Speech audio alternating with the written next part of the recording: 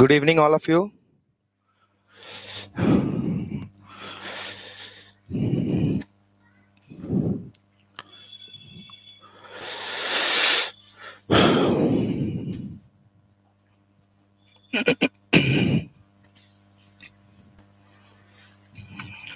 Live में थोड़ा सा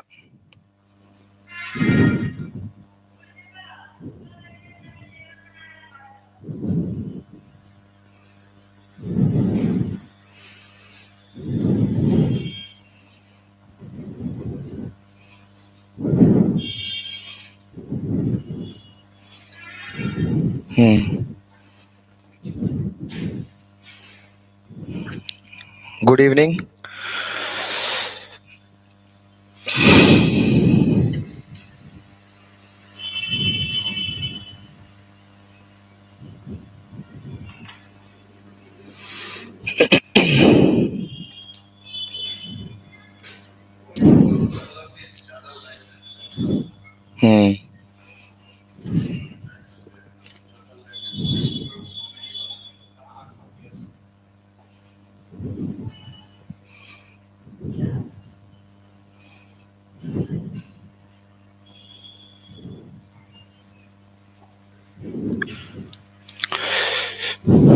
एक आदमी अभी तक लाइव है.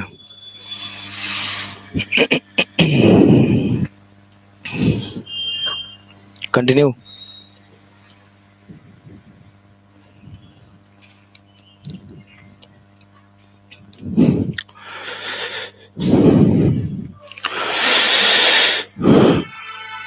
Good evening all of you. आज लास्ट क्लास का जो लास्ट टॉपिक था वो था हमारा role of profit in the business. Business में प्रॉफिट का क्या रोल है. आज हम लोग उसके आगे बात करेंगे. बिजनेस से रिलेटेड ही अभी एक एक दो डिस्कस करेंगे टॉपिक. उसके बाद हम लोग फिर नेक्स्ट चैप्टर की ओर चलेंगे, नेक्स्ट टॉपिक की ओर चलेंगे. अभी जिसके बारे में बात करने वाले हैं वो टॉपिक है रिस्क और नेचर ऑफ रिस्क या फिर causes of risk in the business. Business में क्या रिस्क का क्या रोल है, उसका क्या कारण है और आखिर रिस्क होता कैसे है. बिजनेस में रिस्क क्यों इतना पाया जाता है एम्प्लॉयमेंट और प्रोफेशन की तुलना में. तो चलिए आज उसी के बारे में बात करते हैं.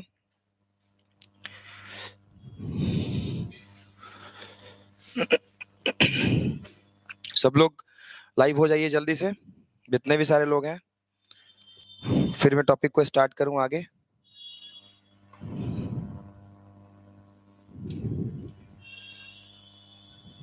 Good evening.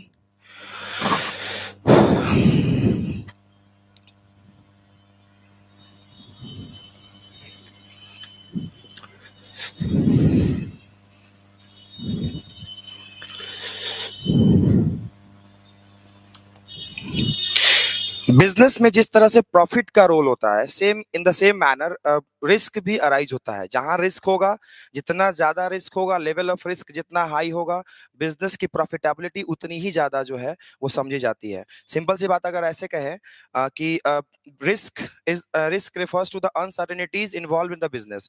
बिजनेस के भीतर जो अनसर्टेनिटीज होता है उसी को हम लोग रिस्क बोलते हैं. गुड इवनिंग सब लोगों को.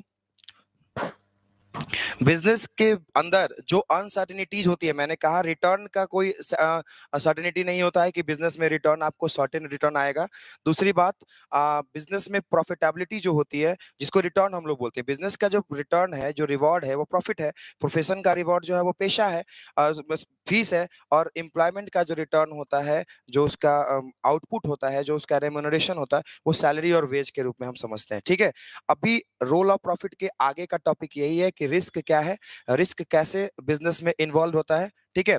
बिजनेस में रिस्क कैसे इन्वॉल्व होता है और रिस्क के कारण क्या है और रिस्क का क्या रोल है, जोखिम जो है बिजनेस में क्यों पाया जाता है और उसका क्या रोल है. तो सबसे पहले मैं आपको बता दूं रिस्क, रोल ऑफ रिस्क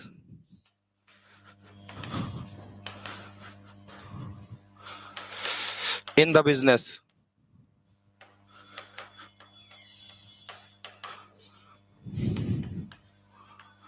सबसे पहला आप रोल ऑफ रिस्क को लेकर चलेंगे.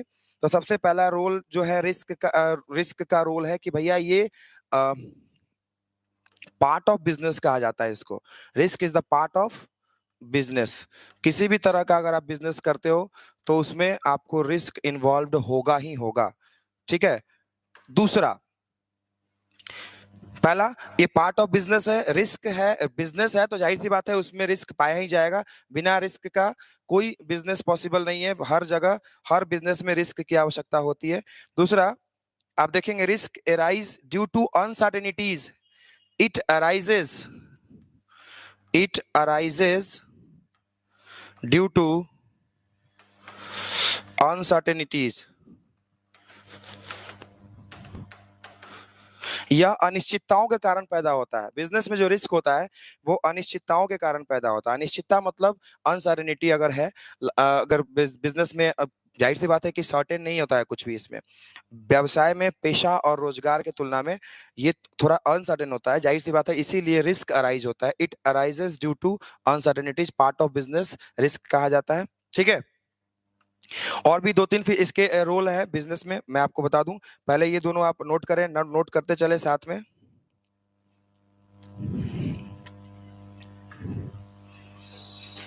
Profit is the reward for risk taking.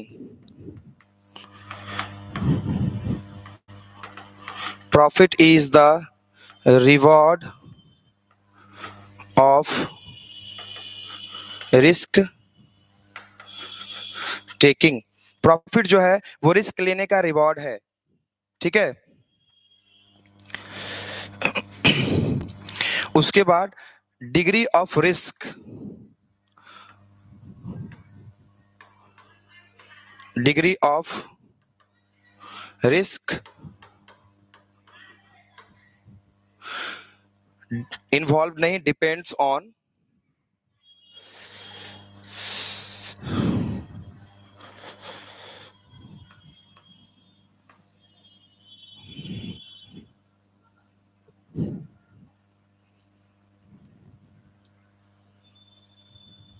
Profit is the reward, reward जो है मिटा गया था। Degree of risk depends on the nature and size of business. ठीक है। जितना बड़ा बिजनेस होगा उतना बड़ा रिस्क होगा। ठीक है, समझिएगा बात को। जैसे देखिए, पार्ट ऑफ बिजनेस रिस्क का जो है वो पहला पॉइंट, पहला जो नेचर है, पहला नेचर या पहला जो इसका क्वालिटी कह लीजिए कि भैया ये बिजनेस का पार्ट है, ये बिजनेस से सेपरेट नहीं हो सकता। दूसरा, it arises due to uncertainties, ये अनसर्टेनिटीज के कारण अराइज होता है। तीसरा पॉइंट है profit is the reward of risk taking. Profit जो है वो रिस्क लेने का रिवॉर्ड है। अगर आप रिस्क लोगे तभी आप प्रॉफिट जनरेट कर पाओगे। ठीक है। और इसके बाद है आपका degree of risk depends on the nature and size of business. जितना बड़ा बिजनेस, जिस तरह का नेचर है, जिस तरह का बिजनेस का नेचर होता है। कुछ बिजनेस होते हैं जिसमें ज्यादा रिस्क होता है, हाई रिस्क होता है। जैसे आप देखेंगे फूड एंड बेवरेजेस वगैरह जो होता है, खाने पीने की वस्तुएं, अगर आप आपके व्यवसाय का हिस्सा है तो वो जल्दी खराब होती हैं, उसमें रिस्क ज्यादा होता है। और कुछ चीज ऐसी होती है जो 2 महीना, 4 महीना, 5 महीना तक एक्सपायर नहीं होता है, खराब नहीं होता है जल्दी, तो उसमें रिस्क थोड़ा कम है। बस जस्ट एक एग्जाम्पल के तौर पर मैंने आपको बताया।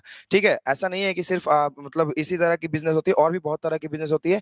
कुछ चीजें ऐसी होती है जो सालों साल सही रहती है। ठीक है। तो उसमें रिस्क थोड़ा कम होता है। जाहिर सी बात है, अगर आप रिस्क की बात करोगे तो बिजनेस के नेचर, नेचर मतलब प्रकृति, किस तरह का बिजनेस है आपका, बिजनेस का नेचर क्या है।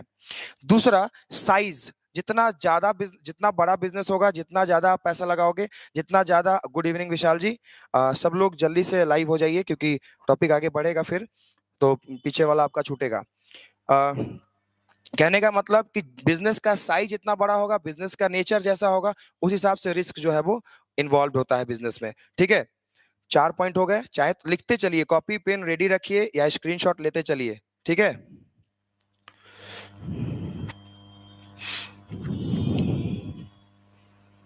2 पॉइंट और इसमें मैं लिखवा दूं आपको। 4 पॉइंट्स हो गए, 6 पॉइंट मैं इसमें एक्सप्लेन करूंगा। Efforts of avoiding risk create risk. कहने का मतलब है efforts of avoiding risk can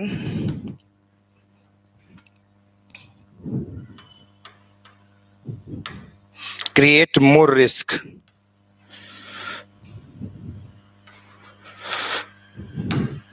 ठीक है, एक और पॉइंट इसमें जो पहले इससे पहले होना चाहिए था वो पॉइंट है रिस्क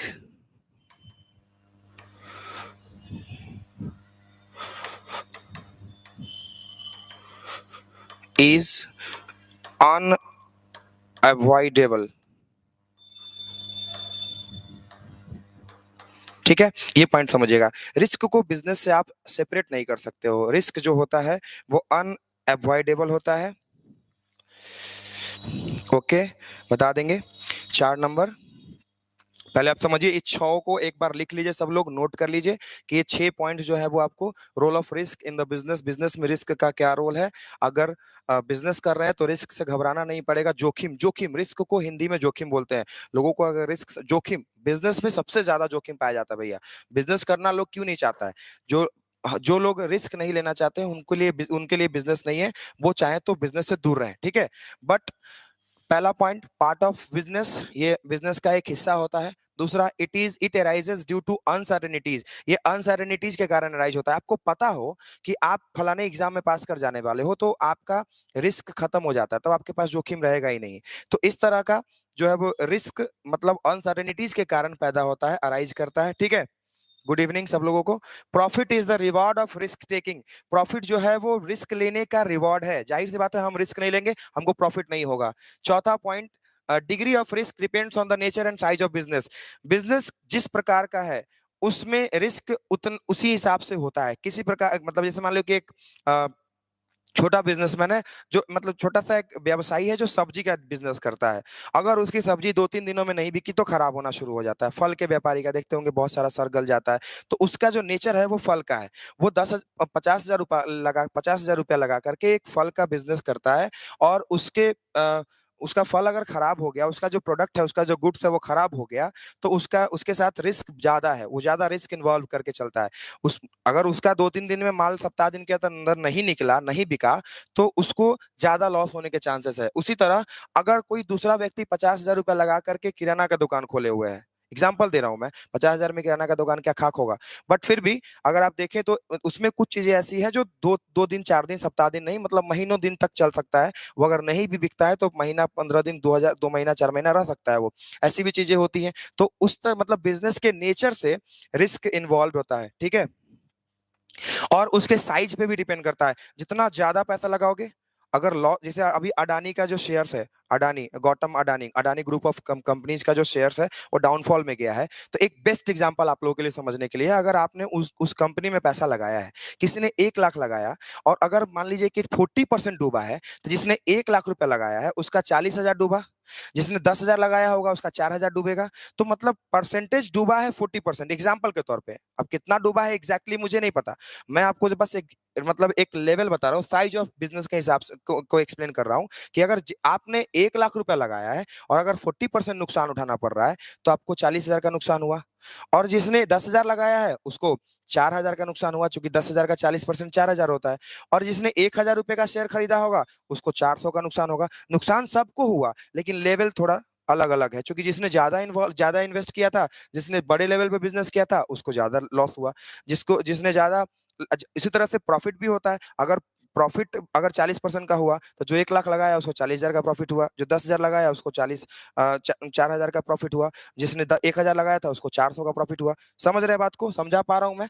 आगे है efforts of avoiding risk can create more risk. कई बार क्या होता है ना कि हम रिस्क को कम करने के लिए हम और रिस्क लेने लगते हैं। कोई चीज बिगड़ रहा है, उसको बनाने के चक्कर में हम उसको और बिगाड़ लेते हैं। इसमें मुझे नहीं लगता कि किसी को शक होगा। रिस्क जो होता है वो हम अगर कम करना चाहते हैं तो और ज्यादा रिस्क होने का चांस बन जाता है।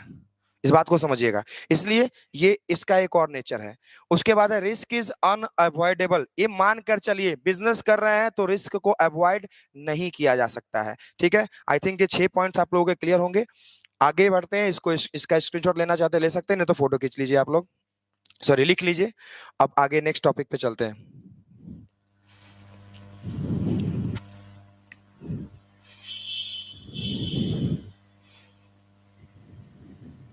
फर्स्ट चैप्टर से आज कुछ ऑब्जेक्टिव क्वेश्चंस भी हम लोग डिस्कस करने वाले हैं। ऑब्जेक्टिव क्वेश्चन जो बिजनेस मैंने अभी तक पढ़ाया आपको, उससे कुछ ऑब्जेक्टिव क्वेश्चंस भी करेंगे और नोट्स आपको मंडे को एनी हाउ अवेलेबल हो जाएगा। आई थिंक ऑफलाइन ऑनलाइन दोनों मोड्स में सर के द्वारा। ठीक है,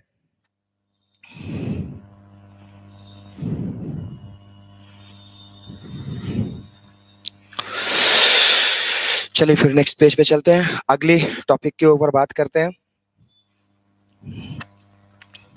सब लोग को समझ आ रहा है तो रिप्लाई करिए।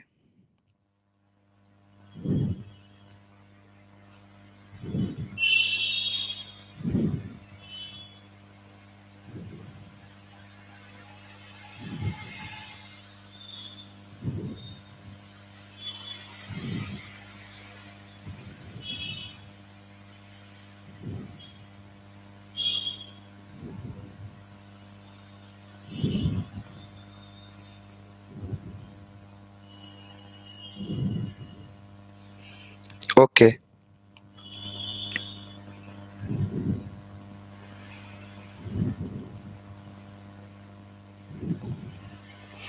अब बात करते हैं causes of business risk.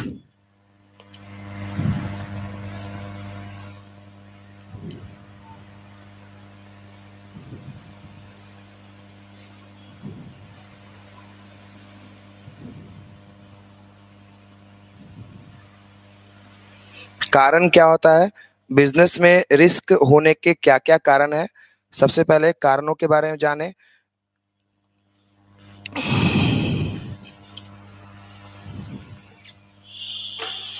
Business risk के कारण, कितने कारण होते हैं?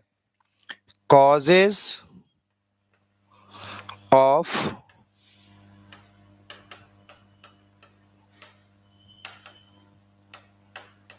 Business risk. ठीक है, सबसे पहला इकोनॉमिकल कॉजेज,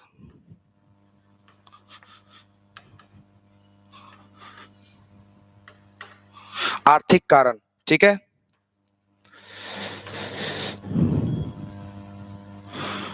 आर्थिक कारण। दूसरा जो है वो आपका है ह्यूमन कॉजेज। तीसरा है आपका नेचुरल कॉजेज।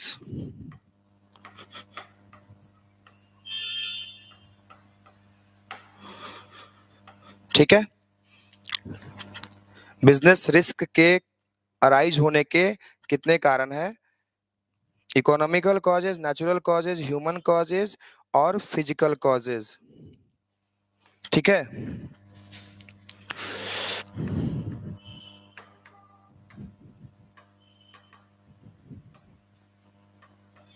आपसे ऑब्जेक्टिव क्वेश्चन पूछ सकता है कि बिजनेस में रिस्क क्यों अराइज होता है, कितने कारण है बिजनेस में रिस्क अराइज होने के, रिस्क के जनरेट होने के बिजनेस में कितने कारण है? तो क्या बोलोगे आप? 4 कारण है। कितने कारण है? 4 कारण है। पहला आर्थिक कारण। ठीक है, देश दुनिया में अर्थव्यवस्था का क्या हाल है? कई बार होता है जब मार्केट में मंदी आती है, उस समय हमारे बिजनेस का प्रॉफिट सेम नहीं रहता। ठीक है, ध्यान रखिएगा इस बात को। मार्केट में कहावत भी है कि सब दिन एक जैसा नहीं होता है। तो अगर बिजनेस कर रहे हैं तो सारा 12 महीना जो साल का है वो आपका एक जैसा नहीं होगा। कभी 3 महीने मतलब साल के 3-4 महीने मंदी से गुजरना पड़ता है पूरे मार्केट को। हर तरह के बिजनेस में मंदी आती है, चाहे वो किसी भी प्रकार का बिजनेस हो, उसे मंदी आएगी। तो पहला कारण है इकोनॉमिकल कॉजेज, आर्थिक कारण। ठीक है, समझिएगा बात को। बिजनेस में रिस्क अराइज होने के ऑब्जेक्टिव क्वेश्चन मैंने पहले भी कहा था, बनाओगे, फ्रेम करो क्वेश्चंस को। जितना ऑब्जेक्टिव क्वेश्चन आप फ्रेम करोगे उतना ज्यादा बेनिफिट रहेगा आपके लिए। ठीक है, दूसरा कारण है ह्यूमन कॉजेस, मानवीय कारण। बिजनेस में बहुत तरह से मतलब जो मनुष्य होते हैं, जो ह्यूमन बीइंग होते हैं, चाहे वो आपका स्टाफ हो, चाहे वो मैनेजमेंट हो, चाहे कोई भी हो, वो आपके बिजनेस को हार्म कर सकता है या वो आपको आपके बिजनेस में रिस्क अराइज कर सकता है। ह्यूमन कॉजेज, मानवीय कारण, जैसे loss by theft, loss by fire, कोई आपके बिजनेस को हार्म कर रहा है, आपके बारे में मिस कम्युनिकेट कर रहा है इंफॉर्मेशन, मतलब आपके गुडविल को खराब करने का कोशिश कर रहा है, आपके प्रोडक्ट को गलत फीडबैक दे रहा है। इस तरह से ह्यूमन कॉजेज भी होता है जो आपके बिजनेस को में रिस्क जनरेट करता है, इसको समझिएगा। मेनली आपको मैं बता दूं कि आपको अगर बिजनेस स्टडी से क्वेश्चन रहेगा तो पूछेगा कि भैया बिजनेस में रिस्क के कितने कारण है, हिंदी में लिखिए। हिंदी में बता दे रहा हूं मैं आपको, व्यवसाय में जोखिम के कारण, इसका हिंदी होगा कॉजेज ऑफ बिजनेस रिस्क। व्यवसाय में जोखिम के, व्यावसायिक जोखिम के कारण, पहला इकोनॉमिकल कॉजेज, आर्थिक कारण। दूसरा ह्यूमन कॉजेज, मानवीय कारण। तीसरा है आपका नेचुरल कॉजेज, जो मैं अभी आपको बताऊंगा, दो मैंने बता दिया है। तीसरा है आपका नेचुरल कॉजेज, नेचुरल कॉजेज का मतलब होता है प्राकृतिक कारण। और चौथा है फिजिकल कॉजेज, जो आप संसाधन से रिलेटेड जो कारण होता है, मतलब क्या बोलते हैं उसको हम लोग, फिजिकल कॉजेज को आप हिंदी में फिजिकल को बोल सकते हैं। अरे बड़ा अच्छा हिंदी वर्ड इसका निकल जाता है दिमाग से कई बार। फिजिकल कॉजेज, इसका हिंदी मीनिंग जो है वो आप ऐसे समझिए ना, रॉ मटेरियल वगैरह से रिलेटेड जो चीजें होती हैं, जिससे आपको बिजनेस, आप बिजनेस कर रहे हो, मैं नीचे से ही शुरू करता हूँ, पहले फिजिकल कॉजेज को ही समझा देता हूँ। फिजिकल कॉजेज में क्या है, आप बिजनेस कर रहे हो, आपके पास ऑर्डर्स भी है, आपने मैन्युफैक्चरिंग का काम करने के लिए करना शुरू किया, आपकी फैक्ट्री चल रही है। अब आपको अचानक से जो है वो माल सप्लाई नहीं कर पा रहा है लोग, आपको रॉ मटेरियल अवेलेबल नहीं हो पा रहा है, मशीन खराब हो गया, ठीक है, सरकमस्टांसेस सही नहीं है, पावर कट है, ठीक है, बहुत सारी चीजें हैं जो फिजिकल कॉजेज में आता है। तो इसको आप लोग फिजिकल कॉजेज समझेंगे, जो जो आपको संसाधन संसाधन संबंधी कारण होता है, ठीक है, समझ लीजिए इसको। रिसोर्स से रिलेटेड जो कॉजेज होता है उसको फिजिकल कॉजेज बोलते हैं, ठीक है। उसके बाद है आपका, इसके पहले नेचुरल कॉजेज। नेचुरल कॉजेज का मतलब भैया प्राकृतिक कारण, प्रकृति पे तो किसी का बस नहीं चलता है। बिजनेस है, आप उन सभी एक्सटर्नल फोर्सेस से होके गुजरते हैं जो आपके बिजनेस को प्रभावित कर सकता है, और आप उसका कुछ नहीं बिगाड़ सकते हैं। प्रकृति आपके बिजनेस को प्रभावित कर सकता है, बट आप, हाँ, लेबर और मशीनरी वही है। फिजिकल मतलब समझिए ना, इसका हिंदी में एक भौतिक कारण, अरे भूल गया था, भौतिक। फिजिकल मतलब भौतिक कारण जो हो सकता है, जैसे मशीनरी हो गया, लेबर हो गया, रॉ मटेरियल हो गया। मुझे इसका आइडिया था, बट मीनिंग एक्चुअली एग्जैक्टली दिमाग से कभी कभी निकल जाता है। इंग्लिश टू इंग्लिश थोड़ा सा आसान हो जाता है पढ़ाना। और देखिए, फिर भी मैं कोशिश कर रहा हूँ कि हिंदी में जहां तक हो सकता है करवाऊं। कुछ वर्ड्स आपको खुद कोऑपरेट करना पड़ेगा, खुद हेल्प करेंगे मुझे, और इस हिसाब से हम लोग कर लेंगे। तो फिजिकल कॉजेज मतलब भौतिक कारण। अब तो चारों का क्लियर हो गया ना भैया। जो हिंदी में लिख रहे हैं उनसे मेरा अनुरोध है कि कृपया हिंदी नोट करते चलें, English to Hindi, Hindi to English, दोनों करके चलें, ज्यादा फायदा रहेगा। क्योंकि क्वेश्चन में कई बार आपको, अब जैसे जर्नल को कोई हिंदी में रोज नामचा बोलेगा, आप समझ नहीं पाइएगा, ठीक है।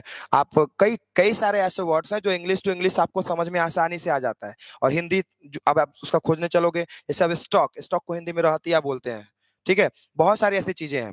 लेजर को खाता बही बोलते हैं, ठीक है। बहुत सारी चीजें ऐसी है जो हम इंग्लिश टू इंग्लिश बोलते हैं तो ज्यादा अच्छा समझ आता है, ठीक है। Good evening all of you. चलिए, एक सेकेंड।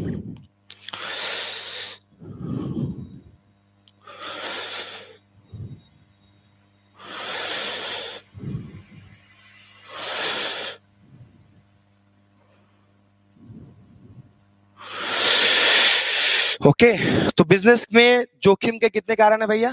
चार। अभी मैं नेक्स्ट टॉपिक पे तुरंत स्विच करूंगा, क्वेश्चंस कुछ देख के, दो चार क्वेश्चन करने के बाद मैं नेक्स्ट टॉपिक बिजनेस एक्टिविटीज करके दूसरा चैप्टर है उस पर डिस्कस करूंगा। तो बिजनेस रिस्क के चार कारण है। पहला इकोनॉमिकल कॉजेज, मार्केट सिचुएशन के हिसाब से जो रीजन, जो जो रिस्क अराइज होता है, मार्केट में क्या अभी चल रहा है, मंदी चल रही है, मार्केट फ्लो में है, मार्केट पूरा एकदम पीक पे है, या मार्केट डाउन में चल रहा है, ये सारी चीजें इकोनॉमिकल कॉजेज है, इससे बिजनेस रिस्क अराइज होता है।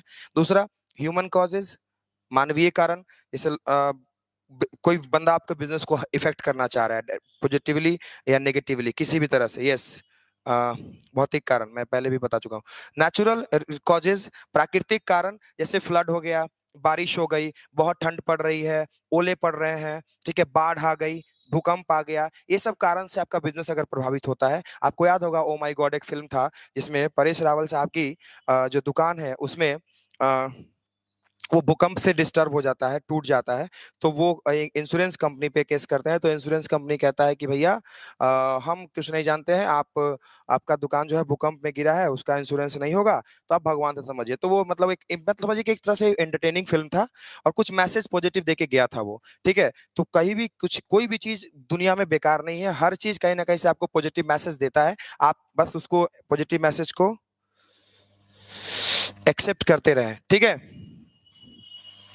आगे बढ़ते हैं।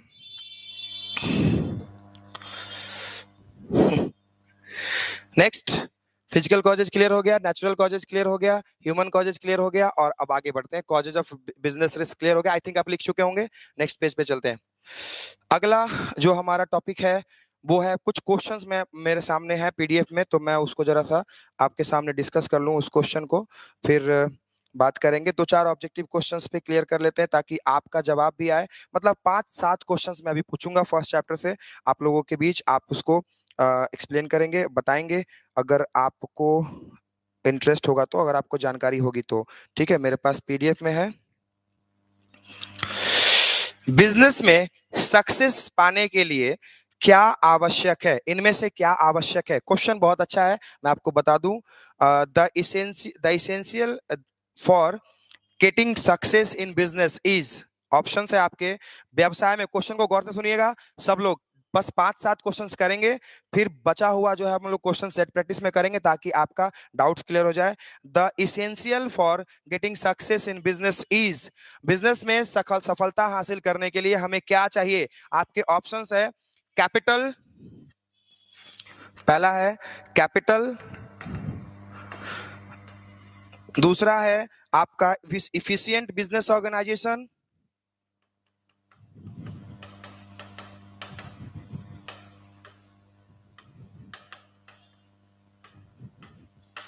बिजनेस ऑर्गेनाइजेशन, तीसरा मशीनरी, और चौथा, सब लोग आंसर रेडी रखिए, एबीसीडी में आप आंसर करेंगे। डी है आपका आंसर, ऑनेस्टी। बिजनेस में सफलता पाने के लिए क्या चाहिए?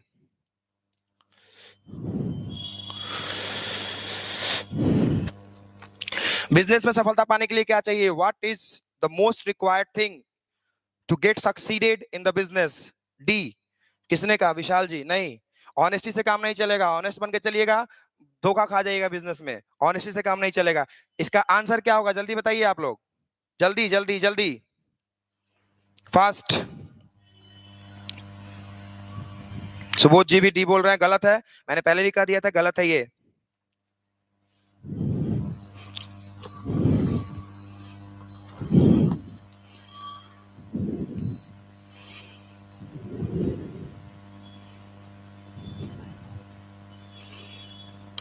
बिजनेस में सफलता पाने के लिए आपका इफिशिएंट बिजनेस ऑर्गेनाइजेशन, कार्यकुशल व्यवसायिक संगठन जरूरी होता है। ठीक है, पहला क्वेश्चन समझ गए।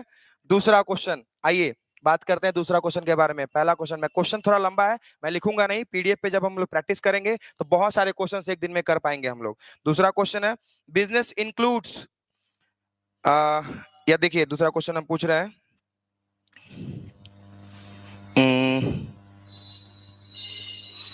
Causes of business risk are, अभी मैंने पढ़ाया causes of business risk are, व्यवसाय में जोखिम के कारण है, व्यवसाय में जोखिम के कारण है, गुड इवनिंग, व्यवसाय में जोखिम के कारण है। ऑप्शन है आपके ह्यूमन कॉजेज, मानवीय कारण, फिजिकल कॉजेज,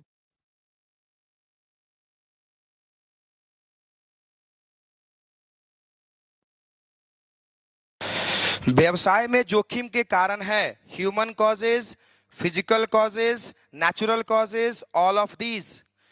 इसका आंसर आप सबको पता होगा। व्यवसाय में जोखिम के कारण कितने हैं? ह्यूमन कॉजेज है, फिजिकल कॉजेज है, नेचुरल कॉजेज है, और एक और था बताए थे वो नहीं दिया है, सीधे लिख दिया all of these, D. Very good.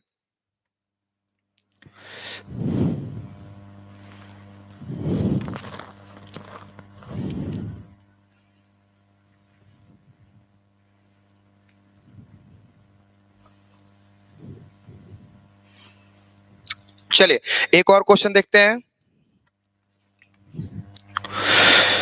Which of the following is not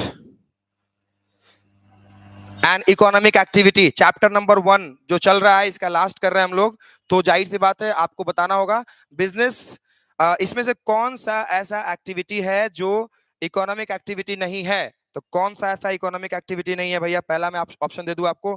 first option है production of goods, second option है ट्रेडिंग इन गुड्स, तीसरा है प्रोफेशनल सर्विसेज, और चौथा है सोशल सर्विस। इसमें से कौन सा आर्थिक आर्थिक प्रक्रिया इसमें से कौन सी नहीं है? चारों ऑप्शंस में से कौन सी प्रक्रिया जो है वो आर्थिक नहीं है? इसमें चार ऑप्शंस है आपके पास। पहला है प्रोडक्शन ऑफ गुड्स, दूसरा है आपका ट्रेडिंग इन गुड्स मतलब माल का उत्पादन, माल का विक्रय, प्रोफेशनल सर्विसेज पेशेवर काम, और लास्ट है आपका सोशल सर्विसेज, डी। बहुत अच्छा, बहुत अच्छा। चलिए ठीक है, डी। बहुत अच्छा, इन्होंने जवाब दिया सोशल सर्विसेज, डी। क्योंकि सामाजिक काम जो होता है, मैंने आपको कहा था कि नॉन इकोनॉमिक एक्टिविटीज को तीन कैटेगरी में बांटा गया है: सोशल वर्क, रिलीजियस वर्क और पेरेंटल वर्क। हमारे माता पिता जो हमारे साथ हमारे हमारे हमारे लिए करते हैं वो नॉन इकोनॉमिक है, क्योंकि उनके बदले उनको मॉनेटरी रिवॉर्ड नहीं मिलता है। दूसरा, सामाजिक काम जो हम करते हैं वो भी नॉन इकोनॉमिक है। पॉलिटिकल वर्क जो हम करते हैं वो भी नॉन इकोनॉमिक है। ठीक है, ध्यान रखिएगा। तो ये आपका तीन चार क्वेश्चन हो गया। एक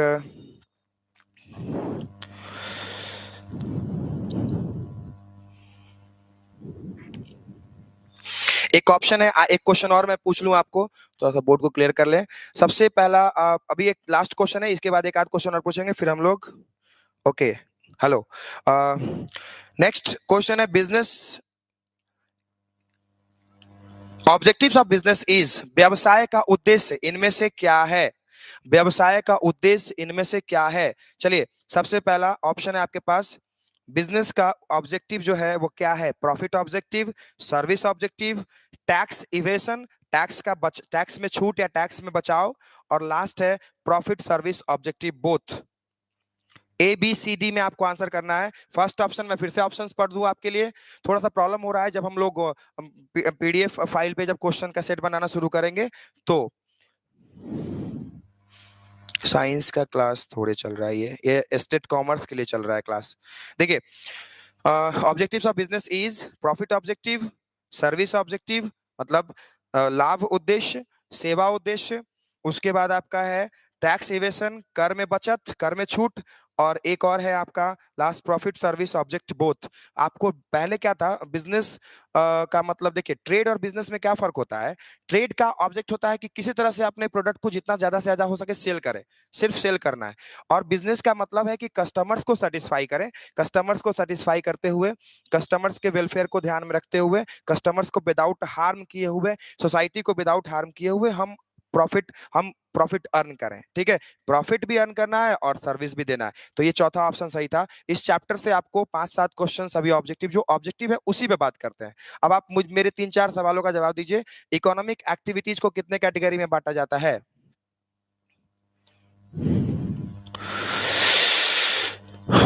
एस्टेट का साइंस कब से चलेगा सर बता दीजिए। वो सर बताएंगे आपको, राजीव सर। ठीक है, सर से आप कांटेक्ट कर लें, ज्यादा बेहतर रहेगा। देखिए, इकोनॉमिक एक्टिविटीज को कितने कैटेगरी में बांटा गया है? 1, 2 और 3, बताइए। इकोनॉमिक एक्टिविटीज को कितने कैटेगरी में बांटा गया है? आर्थिक क्रियाओं को कितने कैटेगरी में बांटा गया है? बहुत अच्छा, 3। बहुत अच्छा, 3। कौन 4 बोल रहा है? सुबोध जी 4 का है बोल रहे हैं आप। इकोनॉमिक एक्टिविटीज को 3 कैटेगरी में बांटा गया है। नेक्स्ट, बिजनेस के अगर बात करें इकोनॉमिक एक्टिविटीज के, तो बिजनेस, प्रोफेशन और एम्प्लॉयमेंट में आप देख लेंगे दोनों में, तीनों में डिफरेंसेस। हम लोग बिजनेस के फीचर्स देखे थे, प्रोफेशन के फीचर्स देखे थे, एम्प्लॉयमेंट के फीचर्स देखे थे, प्रॉफिट का क्या रोल है। इस चैप्टर में हम लोगों ने 2-3 दिन में जो पढ़ा है उसके बारे में डिस्कस कर रहे हैं। फिर जब अगले टाइम हम लोग जब लाइव आएंगे लाइव क्लास में, आपका जो अगला चैप्टर होगा वो होगा बिजनेस एक्टिविटीज। बिजनेस एक्टिविटीज मतलब व्यवसायिक क्रियाएं। अगर हो सके थोड़ा बहुत पढ़ लीजिएगा, क्योंकि हेल्प हो जाएगा उससे, आपको पढ़े रहिएगा, वो टॉपिक रिवीजन करने में, वो टॉपिक पढ़ने में और मजा आएगा, और इंटरेक्ट कर पाएंगे आप हमारे साथ। ठीक है, तो और दूसरी बात है, इसमें और भी कुछ क्वेश्चन है, मैं आपको देखूं, क्योंकि चैप्टर 2 जो है वो नेक्स्ट डे स्टार्ट करेंगे हम लोग। उसके बाद जब बिजनेस एक्टिविटीज खत्म हो जाएगा, फिर हम लोग फॉर्म्स ऑफ बिजनेस पे चलेंगे और मोटा मोटी आपका आगे का टॉपिक सब डिस्कस करेंगे। आगे चैप्टर्स आपके फॉर्म्स ऑफ बिजनेस ऑर्गेनाइजेशन है, वो है। अब या अभी हम लोग बिजनेस एक्टिविटीज शुरू कर दें? 15-20 मिनट लगेगा, स्टार्ट करते, थोड़ा सा उसके बारे में जानते हैं बिजनेस एक्टिविटीज क्या है। ठीक है, चलिए स्टार्ट ही करते हैं, छोड़िए। बिजनेस एक्टिविटीज क्या है? फर्स्ट चैप्टर से कुछ क्वेश्चंस भी हम लोगों ने किए, 4-5 ऑब्जेक्टिव हम लोगों ने देखा, आप लोग सब एक्टिव थे, कंसेस थे, बहुत अच्छा लगा। बुक कौन सा ले बता दिया जाएगा क्लास के बाद आपको। बिजनेस एक्टिविटीज,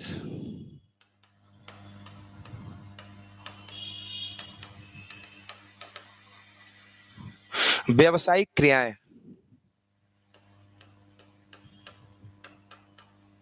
जिनका हिंदी मीडियम है वो लोग लिख लेंगे और पूछ लेंगे, अगर कोई प्रॉब्लम होगा तो मैं कमेंट रेगुलरली आपका पढ़ रहा हूँ।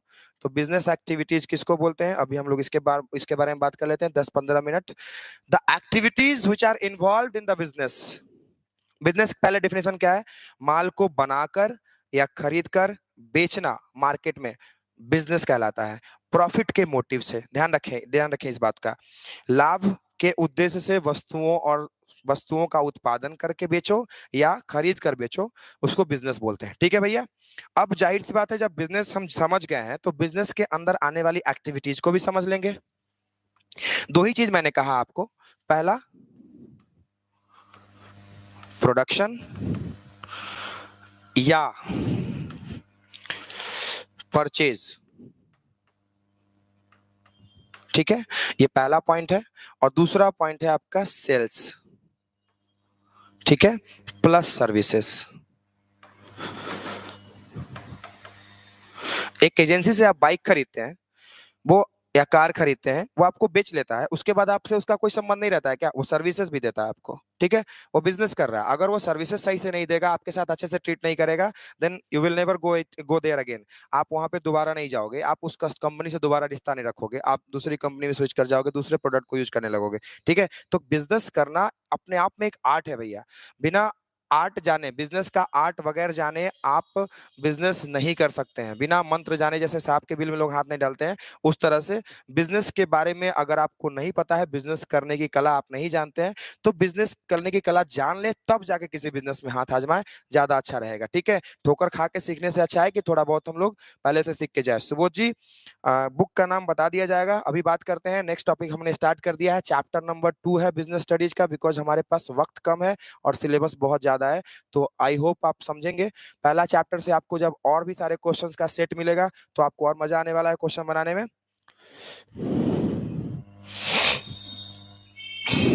हाँ सही है विशाल जी, सही है, टीचर ही बनना है। चलिए आगे बढ़िए। फिर भी बिजनेस आपको पढ़ाना होगा, लोग बिजनेस करते हैं, आप बिजनेस पढ़ाएंगे।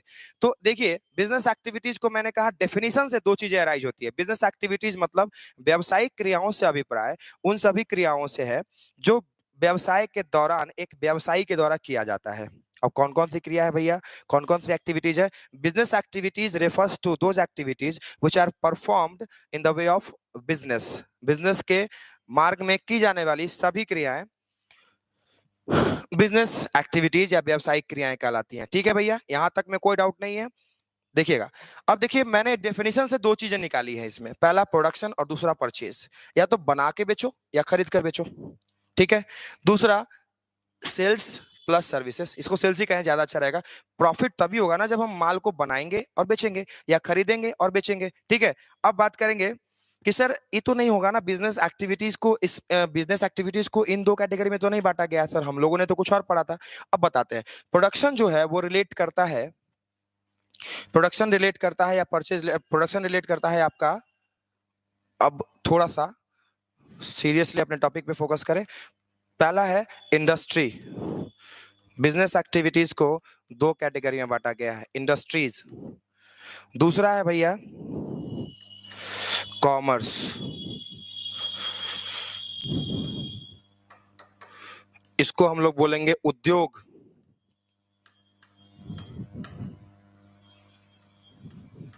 ठीक है, और इसको बोलेंगे हम लोग वाणिज्य, जो हमारा सब्जेक्ट है।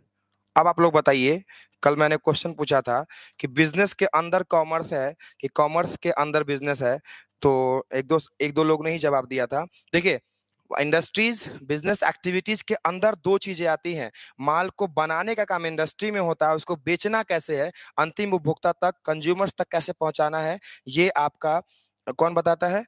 कॉमर्स बताता है, कॉमर्स करके देता है आपको। ठीक है, माल को बना करके स्टोर करना ये इंडस्ट्री का काम है। इंडस्ट्री माल को बनाती है, बताएंगे, अभी डेफिनेशन देंगे आपको। ठीक है, उसके बाद कॉमर्स का काम है उसको सेल करना और लास्ट यूजर तक पहुंचाना, इजी बनाना, लोगों को कम्युनिकेट करने में आसान बनाना, लोगों तक पहुंचने में। ठीक है, अब जैसे आप देखिएगा कि माल कोई कंपनी बनाती है और वो कंपनी है मान लो राजस्थान की। ठीक है, राजस्थान में किसी फैक्ट्री में कोई सामान बन रहा है, वहां से बन रहा है, वो इंडस्ट्री के अंदर आता है, वो बिजनेस एक्टिविटीज का वो हिस्सा है जो मतलब इंडस्ट्री के अंदर आता है, उद्योग कहलाएगा। माल को बनाना, उद्योग से अभिप्राय वस्तुओं को ज्यादा उपयोगी बनाने की प्रक्रिया से है। एक लाइन में समझने के लिए काफी है।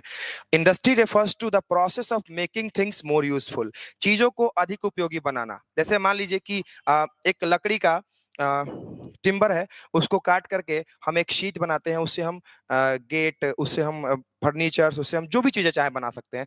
तो चीजों को ज्यादा प्रोडक्टिव बनाना, ज्यादा यूजफुल बनाना, ये इंडस्ट्री का काम होता है। ये बिजनेस एक्टिविटीज का पहला हिस्सा है। माल बनेगा तभी ना उसे खरीद बिक्री होगी, तो ये बिजनेस एक्टिविटीज में आता है। अभी और डिटेल में जाएंगे, अभी जितना हो सकता है अभी इस वीडियो में हम लोग करेंगे, फिर आगे बात करेंगे। तो इंडस्ट्रीज मतलब उद्योग, उद्योग का मतलब माल को बनाना, ज्यादा यूजफुल बनाना। रॉ मटेरियल है, कई बार ऐसा होता है ना कि जो चीजें हमारे, अभी से भूख लगा है तो अब आटे से रोटी बनाएंगे तब हमारा भूख मिटेगा, आटा तो नहीं खाया जा सकता, तो रॉ मटेरियल है। तो रॉ मटेरियल को ज्यादा यूजफुल बनाना ये इंडस्ट्री का प्रोसेस होता है। लकड़ी को फर्नीचर में कन्वर्ट करना ये इंडस्ट्री का प्रोसेस हुआ। प्लास्टिक को फर्नीचर बनाना, प्लास्टिक का जो भी चाहे आप जिस तरह का फ्रेम बनाना चाहे बना सकते हैं। ठीक है, आप देखते होंगे आजकल एल्युमिनियम से बना हुआ पैनल शीट वगैरह जो है घर में लोग लगाते हैं, ऑफिस में लगाते हैं। क्या है वो? एल्युमिनियम था, वो नेचुरल रिसोर्स है।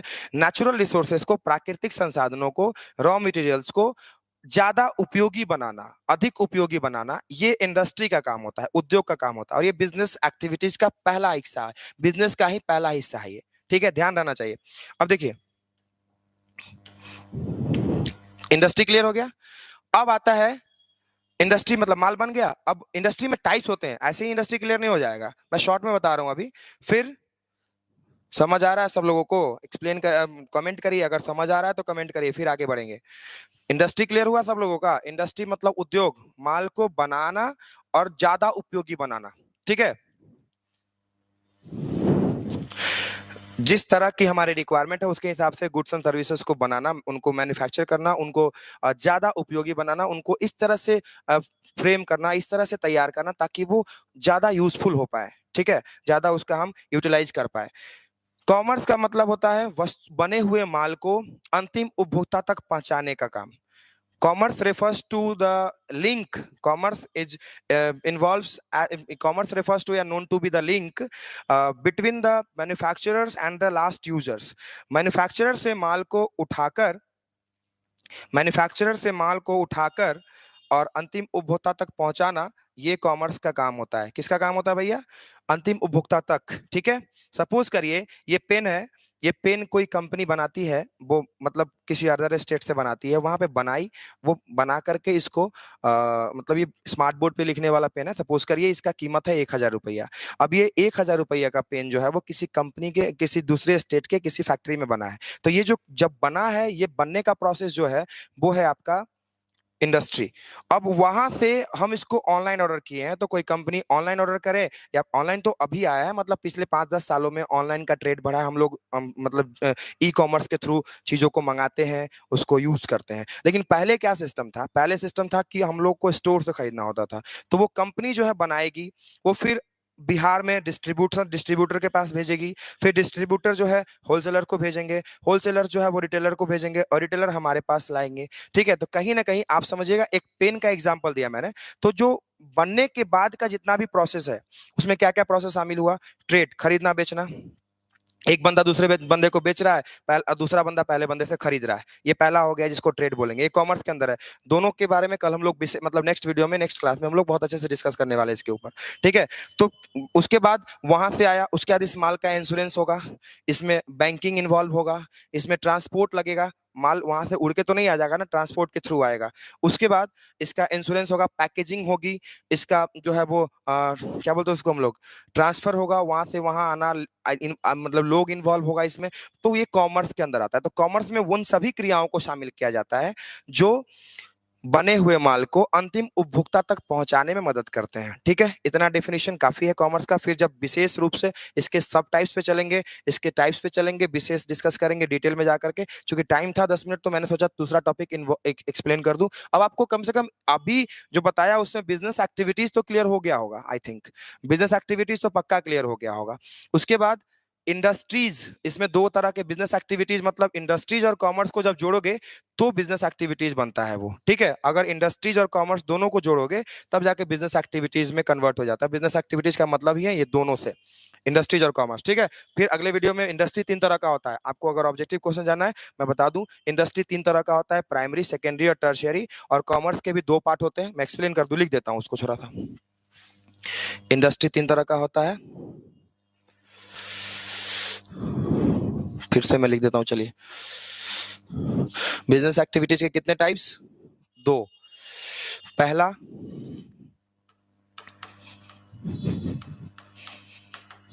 इंडस्ट्रीज, ठीक है, और दूसरा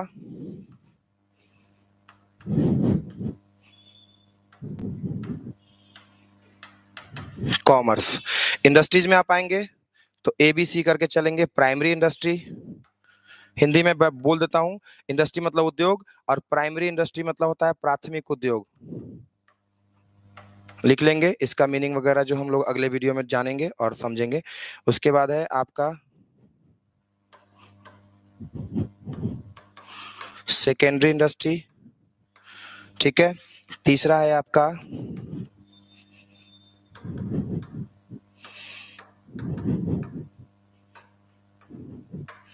टर्शियरी इंडस्ट्री, ठीक है।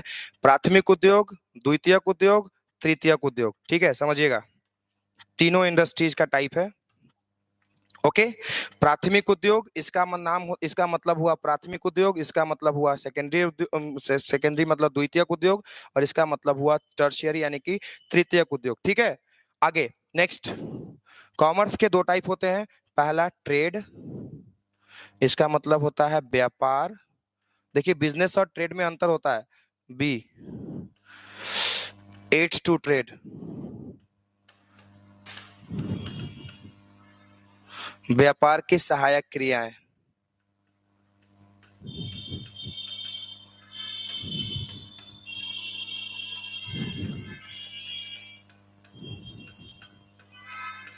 इसका आप लोग चाहें तो स्क्रीनशॉट ले सकते हैं और लिख भी सकते हैं, नो प्रॉब्लम।